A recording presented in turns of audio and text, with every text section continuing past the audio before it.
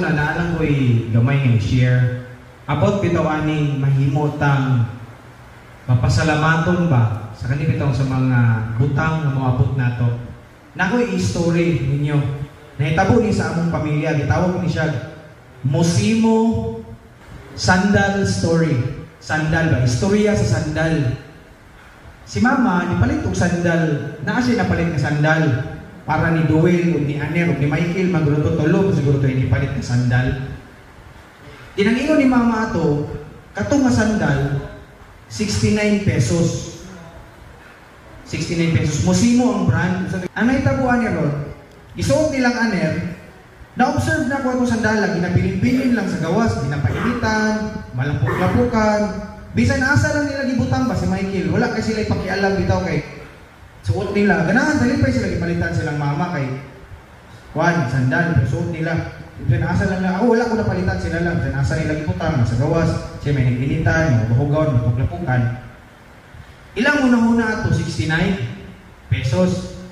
Kanya karon pag-reveal ni mama sa presyo ato, tagkuan man dito siya, mahal.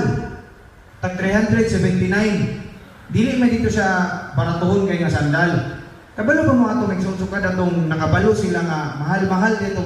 Murag naagay tag 400 ato ay isda lang. Uni mahal man din ay. Kabalo mo sila itabo na sandal, wala na nila giinon ato.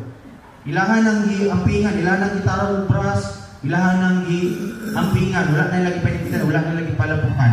Usa na ito makuha nga lesson na. Usahay sa kinabuhi nato, kung mo kay barato lang ng butanga, dili siya tantong mahal, dili na ito gina-cherish. Gina-take for granted na ito. Usahay ma-apply, mahitabo na sa atong kinabuhi. Kung unahuna na ito ang kauban na ito, atong asawa, atong anak, atong unahuna nga, dili sila mahalon ba? Atong na ito, normal ra ba? Ano nga na, basic naman na, dili na siya bililhon kay nga butang. Pero kung ato bitaw yung i-realize ato yung pamalandungan sa atong ginabuhi, kana bitaw ang mga butang ang yunahuna na ito nga simple, bililhon kina nga mga butang. Mga igsoon, dili ta maghulag nga makabalo pa ta kung usay presyo niya, aya nato siya tagaan pagtagad, aya nato siya atimanon. Mahimo ta matud pa sa pulong sa Ginoo sa Bible, kasaligan kas gamay butang, kasaligan to kas dagkong butang.